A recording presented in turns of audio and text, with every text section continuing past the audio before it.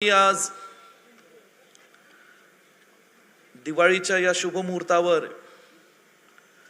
आणि दिवाळीचा सण आपण जो सर्व भारतीय लोक मोठ्या आनंदाने उत्साहाने परंपरेनुसार साजरा करत असतो,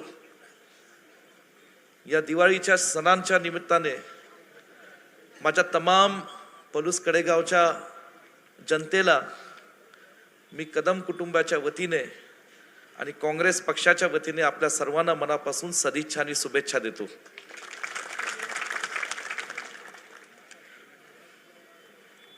आज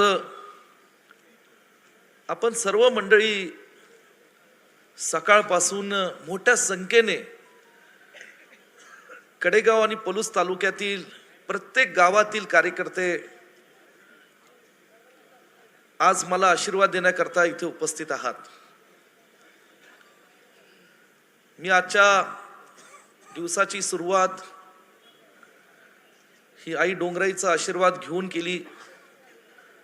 तदनंतर सोनसळ येथील आई उदाबाई चौरंगीनाथ, तिथून पुन्हा बिरोबाचं मंदिर, तिथून पुन्हा ज्या आमच्या सोनसळच्या मातीत आदरणीय स्वर्गीय श्रीपादराव तात्यांनी आणि आमच्या आजी बायाबाईंनी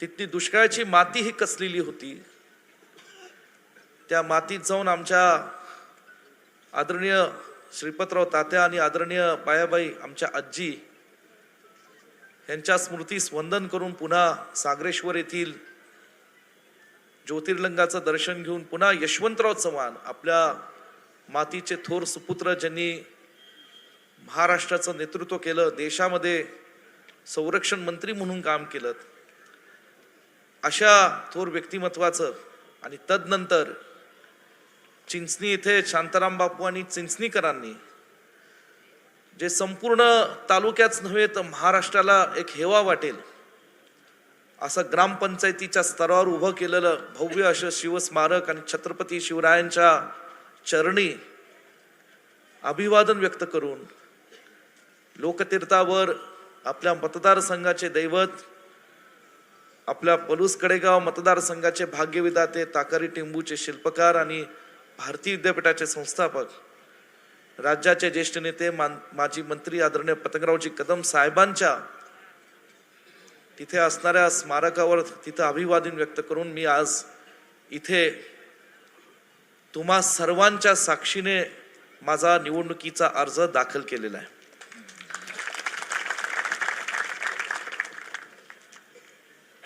मी हे का सांगितलं, कारण हे संस्कार आमच्यावर आहेत। या मातीमध्ये जे लोक जे कदम कुटुंबावर प्रेम करतात, ज्या लोकांचं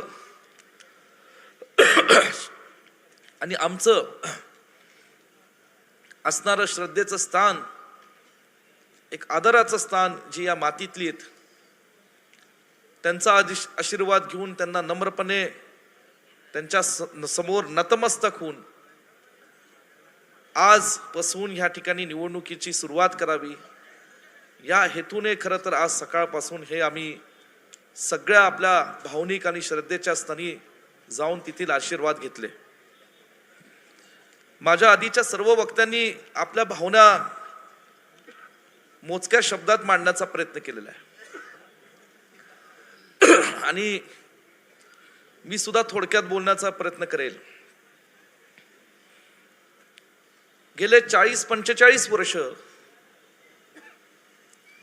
या पलूस कडेगावातील आपल्या मतदारसंघातील तत्कालीन पूर्वीचा असणारा भिलोडी वांगी मतदारसंघ आणि गेल्या 20 वर्षापासून असणारा आपला पलूस कडेगाव विधानसभा मतदारसंघ, या मतदारसंघातील सर्वसामान्य लोकांनी प्रचंड प्रेम कदम कुटुंबावर केलं। आदरणीय पतंगरावजी कदम साहेबांनी त्याच्या जीवनाची सुरुवात ही शून्यातून केली।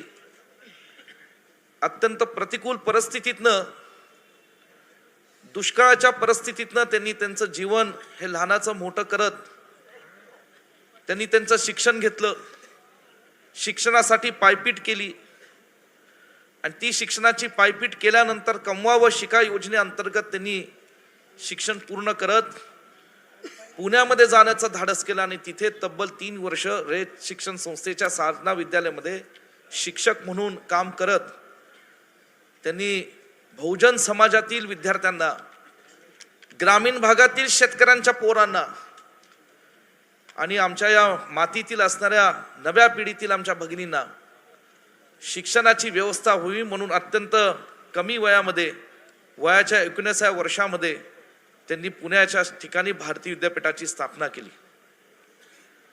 पुण्यामध्ये हे स्थापन करत असतानाचा जीव हा पलूस कडेगावच्या मातीमध्ये होता. मतदारसंघामध्ये विकास केला पाहिजे, मतदारसंघातील गोरगरिबांचे, शेतकऱ्यांचे, आमच्या माता भगिनींचे प्रश्न मिटवले पाहिजेत, ही तळमळ आणि झळ साहेबांमध्ये सातत्याने होती. हे करत असताना साहेबांनी आपल्या मतदारसंघामध्ये शैक्षणिक, सहकार, समाजकारण, राजकारण करत या सर्व क्षेत्रांमध्ये कामगिरी करत 80च्या दशकामध्ये तुमच्या सर्वांचा आशीर्वाद घेतलात. तुम्ही सगळ्यांनी साहेबांना सांभाळून आशीर्वाद दिलात, पाठबळ दिलं. साहेब विधानसभेवर आमदार म्हणून निवडून आले आणि काँग्रेस पक्षाच्या विचारातून राज्यामध्ये त्यांना मंत्री म्हणून काम करत असताना त्यांना महाराष्ट्रामध्ये आणि पलूस कडेगाव आणि सांगलीच्या लोकांची सेवा करण्याची एक संधी मिळाली. माझ्या आधीच्या सर्व वक्त्यांनी सांगितलंय की कदम साहेबांनी या मिळालेल्या संधीचा वापर या पलूस कडेगावच्या विकासासाठी कसा केला. ते दुष्काळाच्या प्रसंगात असो, अतिवृष्टीच्या प्रसंगात असो, महापुराच्या प्रसंगात असो, इतर कुठल्याही बाबतीत असो, विकासाचे प्रश्न असतील, किंबहुना ताकारी टेंबूला लागेल तो निधी सातत्याने कॅबिनेटच्या मंत्रिमंडळामध्ये बसून हा दुष्काळाचा प्रश्न मिटला पाहिजे, शेतकऱ्यांच्या बांधापर्यंत शेतीचं पाणी पोचलं पाहिजे, ह्याच्यासाठी जो काय साहेबांनी खाटापीट केला आणि निधी उपलब्ध करून दिला, हे सगळं तुम्ही आता ऐकलेलं, तुम्ही सगळे ह्याला साक्षीदार आहात. हा साहेबांचा कार्याचा, विचारांचा वारसा आम्हाला मिळाला. मी गेले 20 वर्ष तुमच्या सर्वांच्या समोर आदरणीय पतंगरावजी कदम साहेब, आदरणीय मोहनराव कदम दादांच्या मार्गदर्शनाखाली एक तरुण कार्यकर्ता, एक युवा पिढीतला कार्यकर्ता, तुमच्यातलाच एक कुटुंबातला सदस्य म्हणून मी या दोघांच्या नेतृत्वाखाली काम करत राहिलो. युथ काँग्रेसच्या चळवळीतला एक कार्यकर्ता बनलो आणि सांगली जिल्ह्याच्या युथ काँग्रेस पासून महाराष्ट्राच्या युथ काँग्रेस पर्यंत तुमच्या सर्वांच्या आशीर्वादाने मी तिथं पोहोचलो. हे सगळं करत असताना या मतदारसंघातले, आपल्या मतदारसंघातले सर्वसामान्य लोकांचे, माता भगिनींचे, आमच्या तरुण पिढीचे प्रश्न काय, हे मागील 20 वर्षापासून मी जाणून घेत होतो, ते समजून घेत होतो. कुणी उल्लेख केला सन 2002-3चा दुष्काळ, कुणी उल्लेख केला 4 आणि 5चा महापूर, कुणी उल्लेख केला आमच्या स्त्रियांसाठी, सांगली जिल्ह्यातील भगिनींसाठी मुलगी अवयव अभियान जे मी राबवलं, तदनंतर पुन्हा कुणी उल्लेख केला परत माझं जे काम सातत्याने चालू होतं, ते भारतीय विद्यापीठाच्या माध्यमातून असेल, सोनीरा कारखान्याच्या माध्यमातून असेल, इतर माध्यमातून असेल, हे सगळं कामाचा उल्लेख काही मंडळींनी आज अत्यंत प्रामाणिकपणे एका वेगळ्या भावनेने या ठिकाणी त्याचा उल्लेख केला. तुमच्या सर्वांच्या आशीर्वादाने मी महाराष्ट्रामध्ये राजकारण करण्याची पद तुम्ही माझी निर्माण केली. युथचा अध्यक्ष झालो आणि चांद्यापासून बांद्यापर्यंत हा संपूर्ण महाराष्ट्र मी तब्बल 7 वर्ष पिंजून काढला.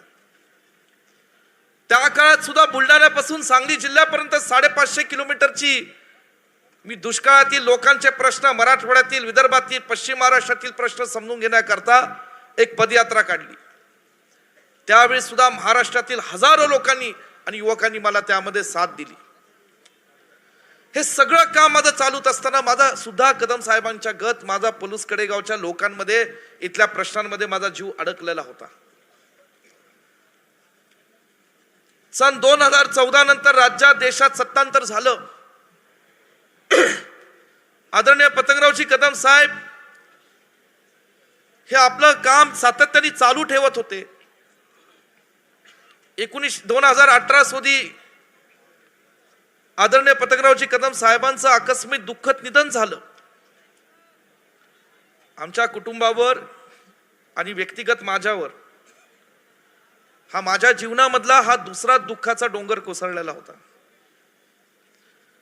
पहिला दुःखाचा डोंगर कोसळला जेव्हा माझे बंधू स्वर्गीय अभिजित दादांचं आकस्मिक दुःखद निधन झालं. आणि त्यावेळेस मी पाहत होतो, मी तर वयाने लहान होतो, मला फार काही समजत नव्हतं, परंतु पिता समान मानणाऱ्या पतंगरावजी कदम साहेबांसारख्या व्यक्तिमत्वाला ह्या पलूस कडेगावातील, सांगली जिल्ह्यातील, महाराष्ट्रातील असंख्य लोकांनी आधार दिला, धीर दिला आणि आमच्या कुटुंबावर पडलेलं ते मोठं दुःखाचं डोंगर सावरण्याचं बळ हे तुमच्या प्रेमाने आणि तुमच्या सर्वांच्या साथीने त्या काळात मला मिळालं. जेव्हा साहेबांचं दुःखद निधन झालं, त्या सोनसळला मी, दादा, आम्ही कदम कुटुंबातले सर्व सदस्य, आदरणीय शिवाजीराव कदम सर असतील, आदरणीय जयसिंग भाऊ असतील, रघुनाथ काका असतील, आत्माराम अप्पा असतील, आमच्या कदम कुटुंबातली सगळी आमची पुढची पिढी असेल, आम्ही सोनसळला बसायचो आणि रोज सकाळपासून ते संध्याकाळी 9 वाजेपर्यंत या मतदारसंघातली गोरगरीब माणसं, ज्यांच्याकडे दुचाकी नव्हती, 4 चाकी नव्हती, अशी सुद्धा माणसं एसटीचा या ठिकाणी तिकीट काढून सोनसळपर्यंत पोचायची. काही लोक सायकलवर यायची, काही लोक चालत यायची सोनीरा खोऱ्यातली आणि तिथं येऊन रोज दादांना भेटायची, मला भेटायची आणि मला त्या भावना व्यक्त करायच्या की कदम साहेबांमुळे आज आमच्या वर किती मोठा आमचा एक आधार गेलेला आहे. एकीकडे माझं दुःख होतं, वडिलांचं छत्रछाया गेली ह्याचं, पण दुसरीकडे या पलूस कडेगावच्या मातीतून, सांगली जिल्ह्याच्या कानाकोपऱ्यातून, महाराष्ट्राच्या कानाकोपऱ्यातून साहेबांच्या कर्तृत्वाला, साहेबांच्या व्यक्तिमत्वाला दाद देण्याकरता साहेबांच्या निधनानंतर जी माणसं हजारोनी येत होती, त्या सगळ्या लोकांचं सुद्धा दुःख पेलवत आज कदम साहेब किती मोठे आहेत ह्याची थोडीशी जाणीव मला होत होती. कदम साहेबांनी नुसतं विकास काम केलं नाही, कदम साहेबांनी केवळ या लोकांचा प्रपंच संसार उभा केला नाही, कदम साहेबांनी केवळ लोकांना घरं त्यांची उभी केली नाहीत, तर आपल्या पतंगरावजी कदम साहेबांनी पलूस कडेगावच्या महाराष्ट्रातल्या गोरगरिबांच्या मनामध्ये घर केलं ह्याची भावना त्या दिवशी मला जाणवत होती. आणि ती भावना होती म्हणून ही माणसं येत होती. महिला येत होत्या, रडायच्या, सांगायच्या, कोण जुने किस्से सांगायचे, कुणी सांगायचं मी कदम साहेबांकडे गेलो होतो, मी गेली होती, साहेबांनी एका क्षणात माझं हे काम केलं, प्रश्न सोडवला. ही कदम साहेबांचं कर्तृत्व होती, ही कदम साहेबांची दानत होती. आज हा विचारांचा वारसा पुढे चालवायचा होता, एवढं सोपं नव्हतं. मला किती प्रेशर होतं माझं मला माहिती, परंतु मला आठवतो तो प्रसंग, हे सगळे सांत्वनाचे दिवस संपल्यानंतर मी दादांकडे गेलो. दादांनी मला शेजारी बसवलं आणि मला एवढंच सांगितलं, बाळ, आजही मला ते बाळ म्हणतात, मी एकटं भेटलो तर मला म्हणले, बाळ तू काही काळजी करू नको, कदम साहेब माझ्या पाठीशी होते, हा मोहनराव कदम तुझ्या पाठीशी खंबीरपणे उभा आहे, एवढं दादांनी मला सांगितलं. आणि तेवढं एकच वाक्य थोडी मला ऊर्जा देणारं एवढं होतं की पुन्हा साहेबांच्या विचाराने प्रेरित होऊन, साहेबांचा आदर्श डोळ्यासमोर ठेवून मी तुमच्या सर्वांच्या आशीर्वादाने, पोटनिवडणूक झाली, बिनविरोध झाली, मला बिनविरोध झालं ते नशीब होतं, साहेबांची पुण्याई होती, तुमच्या सर्वांचा आशीर्वाद होते, परंतु मी लगेच कामाला लागलो. 6 वर्ष तुम्ही मला आमदार म्हणून काम करण्याची संधी या मतदारसंघातनं दिली. कामाच्या पलीकडे तुम्ही सगळ्यांनी गोरगरिबांची सेवा करण्याची संधी मला दिली. हे सगळं करत असताना पुरासारख्या संकटामध्ये मी काय केलं आता जग जाहीर आहे, मी त्याच्यावर फार बोलणार नाही. ते प्रत्यक्षपणे डोळ्यांनी त्या नदीकाठ, कृष्णा नदीकाठ असणाऱ्या लोकांनी, आमच्या माता भगिनींनी पाहिलं. मला आठवतो एक प्रसंग, ज्यावेळेस भिलोडीमध्ये लोक अडकलेली होती 19च्या वाहत्या पाण्याला प्रचंड मोठा प्रभाव होता. NDRFचे लोक मला सांगत होते, माणसं अडकली आहेत, तुम्ही आमदार आहात, तुम्ही जर आमच्या सोबत आलात तर तिथल्या लोकांना बाहेर काढण्यास मदत होईल. मी म्हटलं निश्चितपणे मी येतो. मी पहिल्यांदा आधी जाऊन आलोच होतो, तदनंतर NDRFची टीम आली होती. त्यावेळेस मी त्या बोटीतनं आत जात होतो आणि त्या प्रवाहातनं ती बोट अक्षरशः एका प्रसंगामध्ये थोडीशी तिरकी झालेली होती आणि माझ्या समोर सगळं माझं आयुष्य असं डोळ्यासमोर आलं. परंतु काय झालं माहित नाही. तो NDRFचा अधिकारी थोडा घाबरलेला होता, पण ती बोट अशी उलटी पालती होऊन परत थोडीशी सरळ झाली. कुठंतरी मला त्या जाणीवेची भान झाली की हे जे दुसरं आयुष्य मला मिळालंय ते पलूस कडेगावच्या लोकांच्या आशीर्वादाने साहेबांचं अपुरं स्वप्न पूर्ण करण्यासाठी मिळालंय, ह्याची मला या ठिकाणी त्याची जाणीव आणि कल्पना होती. आणि म्हणून या ठिकाणी आज त्याच्यानंतर पुन्हा आम्ही सगळे कामाला लागलो. मला नेहमी वाटायचं महाराष्ट्रात कदाचित सत्ता येईल नाही येईल, निवडणूक झाली, 3 पक्षांचं सरकार झालं, काँग्रेस पक्षाच्या माध्यमातून मी पुन्हा राज्यमंत्री आदरणीय श्रीमती सोनियाजी गांधी, आमचे नेते राहुलजी गांधींच्या आशीर्वादाने झालो. आणि हा काय योगायोग आहे जो पलूस कडेगावच्या माझ्या जनतेला खरं माहित असेलच, पण मला आज त्याचा उच्चार करायचा आहे की 1980ला साहेब निवडणूक लढले, 85ला साहेब निवडणूक लढले, 90ला काँग्रेस पक्षाच्या चिन्हावर निवडणूक लढले, पलूस कडेगावच्या मातीला मंत्रीपद मिळालं. 1999ला परत तुम्ही कदम साहेबांना निवडून दिलं आणि पलूस कडेगावच्या मातीला काँग्रेस पक्षाच्या माध्यमातून मंत्रीपद मिळालं. ते 2014 पर्यंत राहिलं. पुन्हा 2019ला तुम्ही मला 5 वर्षाकरता आमदार म्हणून निवडून दिलं. महाराष्ट्रामध्ये महाविकास आघाडीचं सरकार झालं, काँग्रेस पक्षाच्या माध्यमातून पलूस कडेगावच्या मातीला मंत्रीपद मिळालं. मला हेच सांगायचंय की मंत्रीपद हे व्यक्तिगत माझं नव्हतं. ज्यावेळेस पलूस कडेगावचे लोक काँग्रेस पक्षाच्या पाठीशी उभे त्यावेळेस पलूस कडेगावच्या मातीला मंत्रीपद मिळाले, हे आपण ध्यानात ठेवलं पाहिजे. आज हे या ठिकाणी काम गेल्या 5 वर्षात राज्यमंत्री म्हणून 2.5 वर्ष मी काम केलं. 6 खात्यांची जबाबदारी होती, राज्यमंत्री होतो. आदरणीय श्रीमती सोनियाजी गांधींचा, राहुलजी गांधींचा तो फोन मला आठवतो, ज्यावेळेस त्यांनी मला सांगितलं तो विश्वजित आम्ही तुम्हाला कॅबिनेट करणार होतो, परंतु हे 3 पक्षांचं सरकार आहे, सर्वांना न्याय देण्याची आपली इच्छा आहे, भूमिका आहे, सिनियरिटीचा प्रश्न आहे, वेगवेगळ्या प्रांतांचे प्रतिनिधी आपल्या पक्षातले मंत्री झाले पाहिजेत, म्हणून ही संधी आम्ही तुला देतो आहे. मी म्हणलं मॅडम, राहुलजी, तुम्ही जी संधी द्याल ती माझ्या पलूस कडेगावच्या भाग्याचीच राहील आणि मी करून दाखवेल. कोरोनाचा प्रादुर्भाव आला.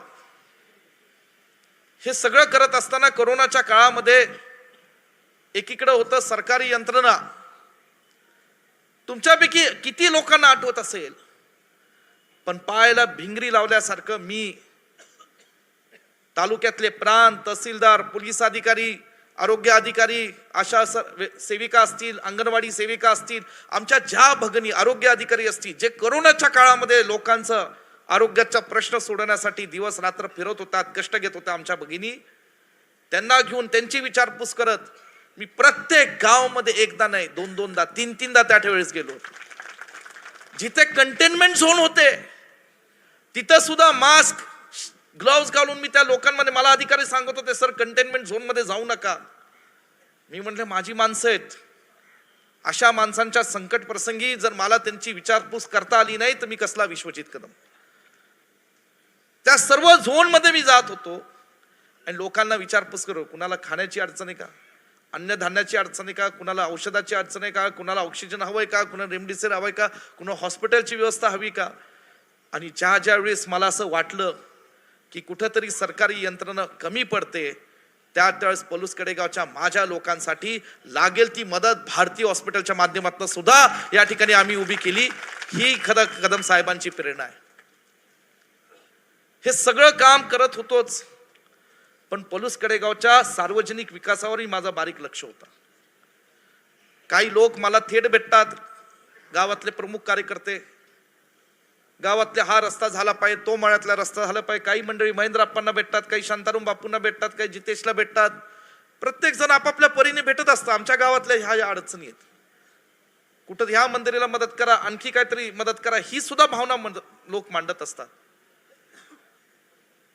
आज मला तुम्हा सर्वांना सांगण्यास अभिमान वाटतो की या मतदारसंघामध्ये केवळ 5 वर्षाच्या कालावधीत तुमचा आमदार आणि लोकप्रतिनिधी म्हणून 1200 कोटीचा निधी ह्या ठिकाणी 5 वर्षात मी आणू शकलो. आणि जवळजवळ आता अजून 350 कामं, 350 कोटीची कामं ही आता प्रस्तावित आहेत, मंजूर आहेत आणि येणाऱ्या काळामध्ये त्याला बजेटची तरतूद झाल्यामुळे ती कामं होणारच आहेत, हा सुद्धा विश्वास या ठिकाणी मी तुम्हाला देतो. आणि मला कल्पना आता हे सगळं काम दिवस रात्र केल्यानंतर, सुखदुःखात लोकांच्या सहभागी झाल्यानंतर, कोणतरी या ठिकाणी म्हणतं लोकांच्या कधी लग्न प्रसंग असतील, इतर दुःखद कार्यकर्त्यांच्या कुटुंबात घडलेल्या घटना असतील, त्या सगळ्यांमध्ये जास्तीत जास्तच पोहोचण्याचा माझा एक प्रामाणिक प्रयत्न असतो. मग या ठिकाणी विशालरावांनी उल्लेख केला की कधी कधी विश्वजित कदम हेलिकॉप्टर वापरतात. बरोबर आहे, खरंय, त्यात काही मला लपवण्यासारखं काहीच नाही. पण मला एक त्याच्याला किस्सा सांगायचा आहे. मी जेव्हा महाराष्ट्राचा युथ काँग्रेसचा अध्यक्ष होतो तेव्हा मी स्टेट पार्लिमेंटरी बोर्डाचा सदस्य होतो आणि मी स्टार कॅम्पेनर होतो. मला स्टार कॅम्पेनर होऊन आता 14 वर्ष झालेत. आणि म्हणून त्यातनं मला ती संधी मिळायची. मग माझ्या युथ काँग्रेसच्या एका जिल्हा अध्यक्षाचं लग्न होतं जळगावमध्ये, छोट्याशा त्याच्या गावात लग्न होतं. आमिर शेख हसतोय कारण त्याला किस्सा माहिती आहे. गावाची लोकसंख्या काय, 800. माझा विधानसभेचा अध्यक्ष, लोकसभेचा नाही, विधानसभेचा अध्यक्ष, त्याचं लग्न. मला म्हणला बाळासाहेब तुम्ही आलंच पाहिजे लग्नाला, काही करून आलं पाहिजे. आता तो मला, माझा कट्टर कार्यकर्ता, मला युथ काँग्रेसच्या निवडणुकीत त्यांनी मदत केली. म्हटलं बर, मी येण्याचा प्रयत्न करतो. दुपारचा मुहूर्त होता. मी गेलो हेलिकॉप्टरने त्या जळगावच्या छोट्याशा गावामध्ये. आणि मग 4 दिवसापूर्वी आम्ही परवानगी टाकावी लागते आधी, की हेलिकॉप्टर गावामध्ये एखाद्या लँड करायचं असेल तर परवानगी टाकावी लागते. आणि परवानगी टाकल्यानंतर तो तहसीलदार ती विचार करायला लागले, आईला आपल्या गावात कधीच हेलिकॉप्टर आले नाही. हे विश्वजित कदमाला काय झालंय? हे जळगावच्या ह्या तालुक्यातले ह्या गावामध्ये 1000 लोकसंख्या आणि विश्वजित कदम हेलिकॉप्टर मध्ये येत आहेत. कोणासाठी येत आहेत? अमुक व्यक्तीसाठी येत आहेत.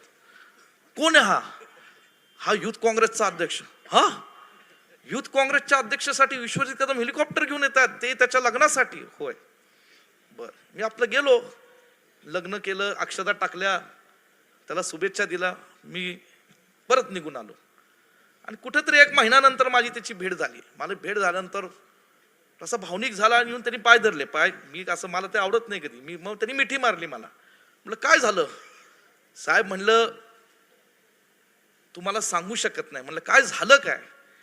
म्हणलं तुम्ही 1 हेलिकॉप्टर येऊन गेला माझ्या गावात, जेवढी आमदाराला किंमत नाही तेवढी आज कलेक्टर आणि SP मला किंमत देतो जिल्ह्यामध्ये.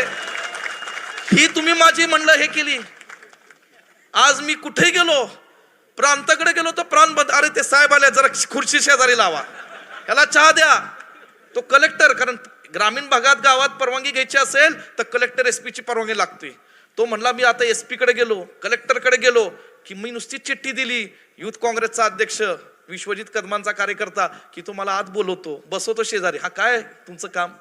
आणि मी काम करतो. माझं काम हे कुठंतरी काहीतरी ह्याच्या मध्ये नाहीये. माझं काम कदम साहेबांच्या गत लोकांना घडवण्याचं काम आहे, कार्यकर्ते घडवण्याचं काम आहे, लोकांना ताकद देण्याचं काम. आज तोच माझा कार्यकर्ता, आमिरला माहितीये, मागच्या विधानसभेला मी त्याला तिकीट दिलं, 2000 पराभूत झाला. ह्या विधानसभेला तो आमदार होऊन माझ्या खांद्याला खांदा लावून सभागृहात राहील, हा मला विश्वास आहे. ही माणसं आम्ही घडवली. हे सांगण्याचा किस्सा हे कारण आहे की कुठल्या अँगलने आपण एखादी गोष्ट बघायची ह्याचा सुद्धा विचार केला पाहिजे. या मतदारसंघामध्ये गेले 4 वर्ष आम्ही काम करतोय. काही लोकांना आणि विशेषतः पत्रकारांना मला एक सांगायचं आहे. आता मी एका वेगळ्या विषयावर बोलणार आहे. काही लोक म्हणत असतील स्टेजवर राष्ट्रवादीचे लोक दिसत नाहीत, शिवसेनेचे दिसत नाहीत, काय भानगड आहे? आता राष्ट्रवादीचे या मतदारसंघातले जे नेते आहेत, विधान परिषदेचे आमदार आदरणीय अरुण अण्णा यांना मी परवा फोन केला, त्यांची वेळ घेतली, त्यांना जाऊन कारखान्यावर भेटलो, सन्मान्य त्यांचे बंधू किरण तात्या होते. मी त्यांना विनंती केली की म्हणलं बा, मी महाविकास आघाडीचा काँग्रेस पक्षाचा उमेदवार आहे, आपण यावं, मला आशीर्वाद द्यावेत. ही सगळी मंडळी इथं साक्षीला आहेत, त्यातली काही मंडळी कुंडल आणि पलूस तालुक्यातली. मला म्हणले ठीक आहे, पण आम्हाला वर्ण आदेश आला पाहिजे. ठीक आहे म्हणलं, आता वर्ण आदेश आला पाहिजे. एवढंच म्हणलं, ज्यावेळेस तुमची विधान परिषदेची निवडणूक होती त्यावेळेस विश्वजित कदमांकडे 55,000 मतं होती. 55,000 मतं होती विश्वजित कदमांकडे. फक्त कदम साहेबांकडे वर पाहून मी म्हणालो की ठीक आहे, जुने विषय बाजूला ठेवूयात आणि कुणाचाही आदेशाची वाट न पाहता फक्त मी पलूस तालुक्यातल्या कुंडल गावातील लोकांना विश्वासात घेतलं, तेवढं केलं मी. कारण नव्याला घ्यायचं असेल तर जुन्याला मी कधी विसरत नसतो, ही माझी सवय. आणि म्हणून त्यांना विश्वासात घेतलं आणि म्हणून आपण आता ठीक आहे कामाला लागलो. आता ठीक आहे, तुम्ही आदेशाची वाट पहा, ही निवडणूक होऊन जाईल, पुढची पण निवडणूक आहे, होईल ना. 55,000चं 1,00,000 होईल माझं मतदान. मग म्हणून कसे त्यावेळेसचे, आता भविष्यात कोण उमेदवार आहे, पत्रकार काहीतरी चुकीचं छापू नका, त्यावेळेसचे कोण उमेदवार आहे मला माहित नाही, त्या पक्षातलं कोण उमेदवार असू शकतं, बरोबर ना विशाल दादा, आपल्याला काय माहित. पण त्यावेळेसचा जो कोण उमेदवार असेल, एवढं आम्ही मतदान करू महेंद्र आप्पा, काळजी करू नका. की ऐका, एक मिनिट, आम्हाला मला पुढचं ऐका, की तो उमेदवारच नाही, ते ज्या नेत्याच्या आदेशाची वाट पाहताय तो नेता सुद्धा विश्वजित कदमांकडे येऊन म्हणेल की मला विधान परिषदेला या ठिकाणी संधी द्या.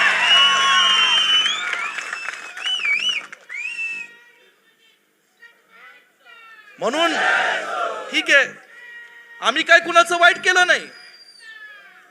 5 वर्ष विश्वजित कदम तुमच्या आशीर्वादाने स्वाभिमानाने या मतदारसंघात काम करतोय.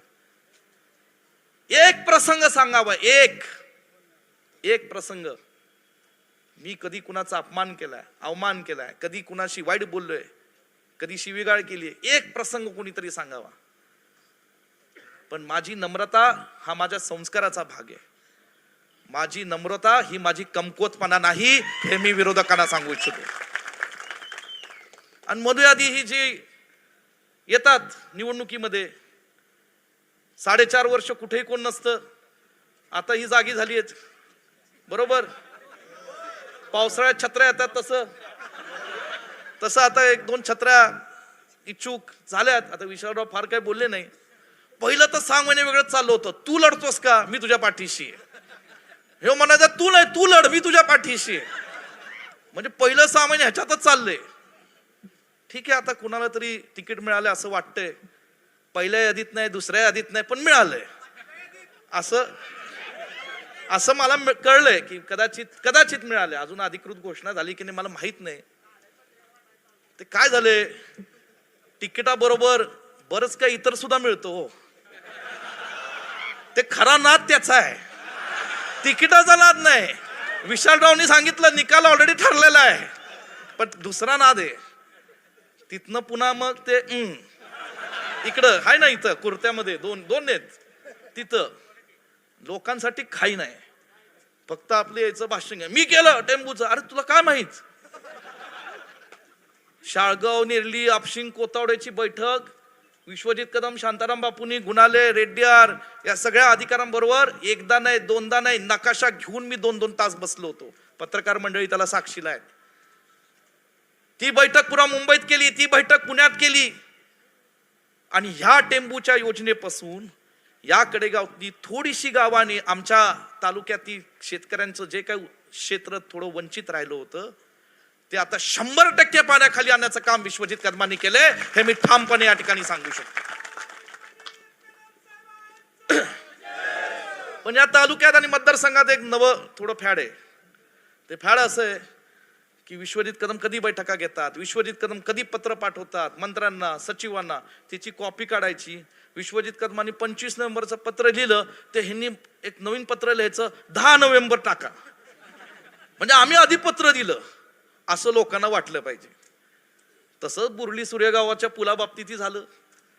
आले का अशोकराव चव्हाण PWD मंत्री, मी महाराष्ट्राचा राज्यमंत्री, माझ्या मतदारसंघात जर 32 कोटीचा पूल होत असेल तो काय विश्वजित कदमांच्या शिवाय होऊ शकतो का? एवढं तरी डोक्याचा भाग वापरावा, एवढं तरी.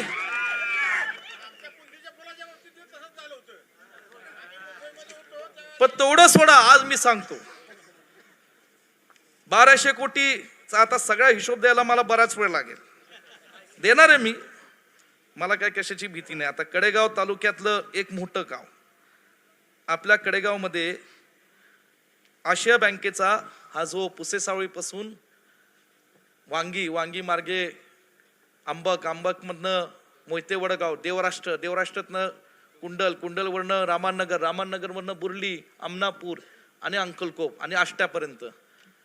मला आठवतं करोनाचा काळ होता, उद्धव साहेब मुख्यमंत्री होते आणि मला अशी टीप लागली, मला बऱ्याच टीप लागतात आणि म्हणून काही लोकांना असं वाटतं की विश्वजित कदमांना कदाचित मी काय करतोय माहित नसेल. मला हाय टीप लागते मला, आणि ती टीपची खात्री करतो मी. आणि मला टीप लागली की एक एशिया बँकेचे 2 रस्ते आपल्या पश्चिम महाराष्ट्रात येणारे 250 कोटीचे. मी अशोकराव चव्हाण साहेबांकडे गेलो, म्हटलं साहेब मला हा रस्ता पाहिजे. अरे ते असं आहे, ते तसं आहे, असं त्यांनी समजून सांगण्याचा प्रयत्न केला. म्हटलं साहेब काय असं ना, मला रस्ता पाहिजे माझ्या मतदारसंघात. मग ते म्हणले ते उद्धव साहेबांना भेटावं लागेल. विश्वजित, करोनाचा काळ होता, उद्धव साहेब तसं फार लोकांना भेटू शकत नव्हते, पण मी म्हणणं हट्ट केला. माझा हट्ट कसा आहे लोकसभेत लोकांनी पाहिलाय, मग हट्ट केला मला भेटायचंय. मग शेवटी त्यांनी मला रात्री भेट दिली. मी म्हणलं साहेब असा सर मला रस्ता पाहिजे. म्हणजे ठीक आहे, मंजूर केला. मंजूर. आज 262 कोटीचा हा रस्ता, हा विश्वजित कदमांनी हा पुसेसावळीपासून हा आष्ट्यापर्यंत हा कॉन्क्रीटचा रस्ता या ठिकाणी मंजूर करून दिलेला आहे. कडेगाव इथे या ठिकाणी पोलीस स्टेशनची नवीन इमारत, कुंडलची पोलीस स्टेशनची नवीन इमारत, परवाच या ठिकाणी कमळापूर रामापूरचा नवा पूल 7 कोटीचा 7.5 कोटीचा, ज्याच्यासाठी मी सभागृहात सातत्याने भाषण करत होतो. ही सगळी कामं ही गेल्या 5 वर्षाच्या कालावधीत आणि खास करून माझ्या राज्यमंत्री पदाच्या कार्यवधीत मी या मतदारसंघाच्या विकासासाठी सातत्याने आणण्याचा एक मनापासून प्रयत्न केला आणि ती कामं आणली. आणि म्हणून या ठिकाणी मला सांगायचंय की आता ही जी काय लोक येत आहेत तुमच्याकडे, म्हणता येईल ह्याचं विषय काय. मग आता मी परवा होर्डिंग पाहिले काय गावात, विरोधी पक्षाचे काय होतं, केंद्र सरकारच्या योजना, राज्य शासनाच्या योजना. अरे तुम्ही काय केलं, घंटा. केंद्र सरकारच्या योजना, राज्य सरकारच्या योजना, पुढं काय. मी काय केलं मी छाती ठोकपणे सांगू शकतो. आणि म्हणून या ठिकाणी मला सांगायचं, आमच्या माता भगिनी उपस्थित आहेत, ह्यांनी आता काय सुरू केलं, लाडकी बहीण योजना. बरोबर आहे, 1500 रुपये येत आहेत. कर्नाटकात काँग्रेस पक्षाच्या सरकारने 2 वर्षापासून केलं, तिथं 2000 रुपये दिले.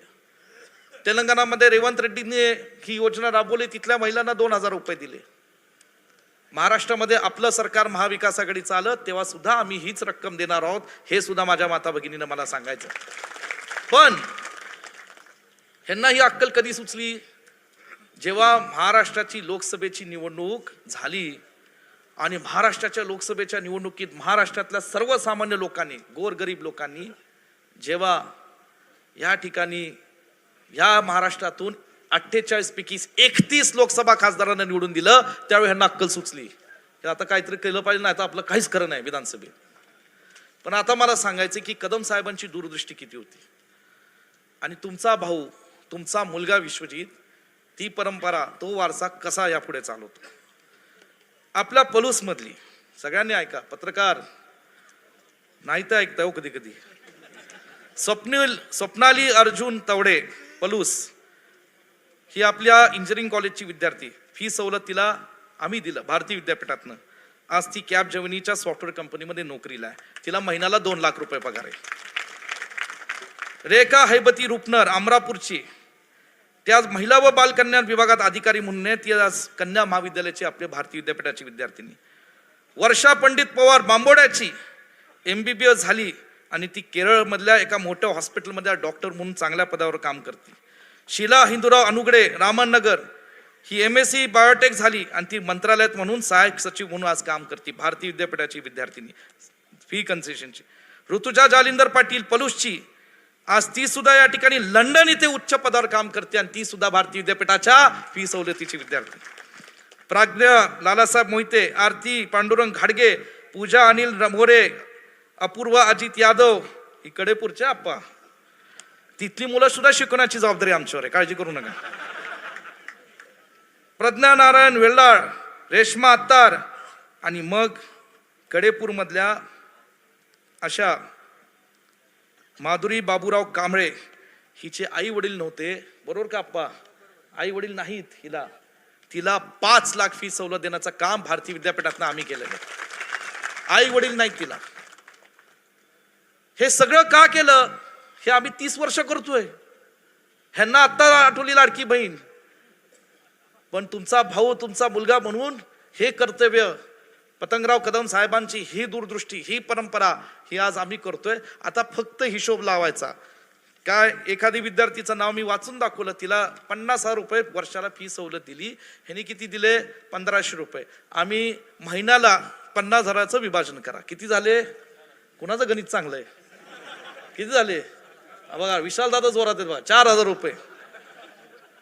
अरे कसलं सरकार आणलंय? विश्वजित कदम इथं तुमचा विकासाचं प्रति सरकार उभं करतोय, हे तुम्ही लक्षात ठेवा. आणि ही साहेबांची दादांची या ठिकाणी शिकवण आहे. कुठल्याही गोष्टीला आम्ही तुम्हाला कमी पडणार नाही. कुठल्याही गोष्टीला माणसांच्या दुःख, घरात काही दुःखद घटना घडली तरी माणसं बेधडकपणे माझ्या घेतात. बाळासाहेब, माझ्या वडिलांचं कॅन्सरचं ऑपरेशन झालंय, तुम्ही मदत करा. आम्ही मदत केलेली आहे, हे छाती ठोकपणे सांगतो. विरोधक जे उभे राहतायत, आता बरं आहे ना?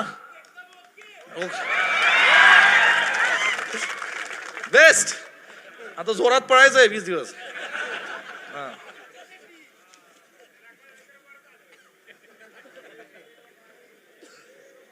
इथं अशी अनेक कामं, मला विकास कामांचा उल्लेख करता येईल, पण 1200 कोटीचा आकडा काय मी सहजासहजी बोलत नाही. आणि म्हणून मला आपल्या सर्वांना सांगायचंय, विशालराव तुम्ही आलात, तुम्ही आज जोरदार बॅटिंग केली खरं, आणि तुम्ही काय गोष्टी माझ्या बाबतीत बोलून गेलात. या ठिकाणी लोकांच्या अपेक्षा आहेत. तुमच्या लोकसभेच्या निवडणुकीमध्ये प्रचंड त्रास तुम्हालाही झाला, मला झाला, पण मला फार झाला, वेगळ्या पद्धतीचा त्रास झाला. सगळ्यांचं बारीक लक्ष होतं, ह्यो काय करतोय.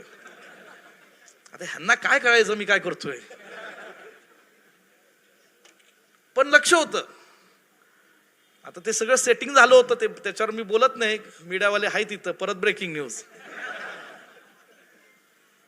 परंतु झालं, आम्ही ठरवलं, लोकांनी ठरवलं, कार्यकर्त्यांनी निवडणूक हाती घेतली आणि विशाल पाटील हे निवडून आले. काँग्रेस पक्षाच्या विचाराचे, वसंतदादांच्या विचाराचे आणि पतंगराव कदम साहेबांच्या विचाराचे सुद्धा खासदार म्हणून आज ते काम करतील, हा विश्वास मला या ठिकाणी. या निवडणुकीच्या रूपानं कोणतरी म्हणालं सांगलीचा भाग, आता ते भविष्य ठरवेल जे काय ठरवायचंय, पण मला या ठिकाणी एवढंच सांगायचंय की जर तुम्ही सांगलीचा वाघ म्हणून मला म्हणत असाल, तर ह्या वाघाची डरकाळी जर महाराष्ट्रात जायची असेल तर मला थोडी या विधानसभेत सूट द्या. त्या थोडा सुटीने काय करतो मी बघा, थोडीशी.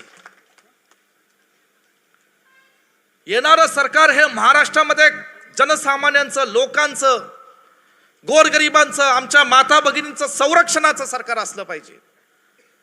शेतकऱ्यांच्या व्यथा समजून घेणाराचं सरकार असलं पाहिजे.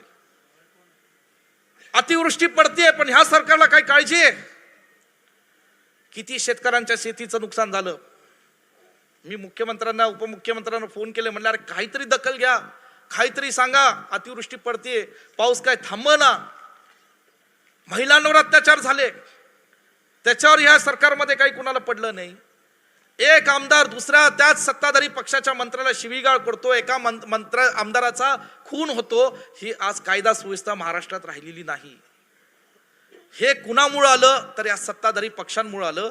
कारण त्यांनी सगळं बाजूला सोडलं.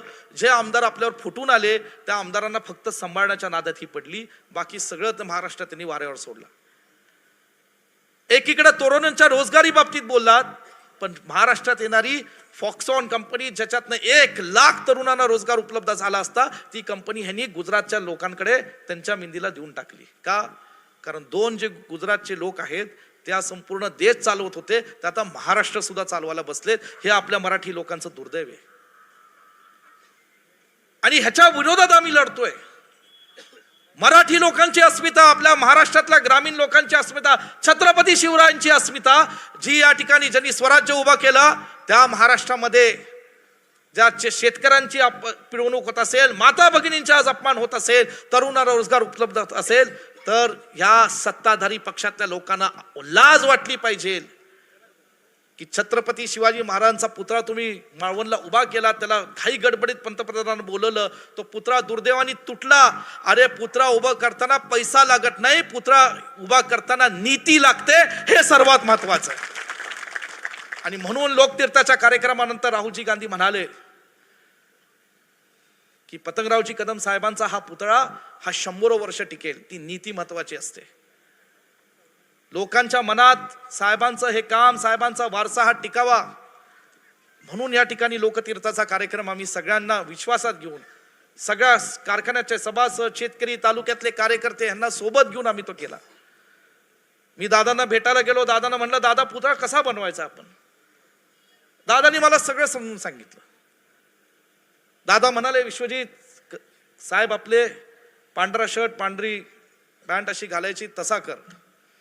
आणि म्हणलं हात वर पाहिजे. म्हणलं दादा म्हणजे मला कळलं नाही. नाही म्हणले असा हात पाहिजे साहेबांचा. मला म्हणले कदम साहेबांचा आशीर्वाद या पलूस कडेगावच्या मातीवर कायमचा त्या पुतळ्याच्या रूपात असला पाहिजे, ही दादांची भावना होती. दादा एकदा नाही, दोनदा नाही, 3दा दिल्लीत आले. कदम सर आले, महेंद्र अप्पा, शांताराम बाप्पू, आम्ही सगळे तिथे त्या ठिकाणी जाऊन आलो.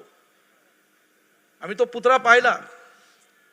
आणि राम सुतार ज्यांनी आतापर्यंत देशाच्या लोकसभेतले पंडित नेहरूंपासून सगळे पुतळे बसवलेले अशाच एका व्यक्तिमत्वाकडनं, त्यांचं 94 वय आहे, त्यांनी स्वतः साहेबांचा चेहरा केला, पुतळा बनवला आणि त्यांच्या शुभ हस्तेच हा पुतळा या ठिकाणी आम्ही बसवला. खरं सांगायचं म्हणलं तर आम्ही खूप तयारी केली. पाऊस पडत होता, मला आदल्या दिवशी झोप लागत नव्हती. मंडपात पाऊस होता, चिखल होता, खूप लोकांनी कष्ट केले.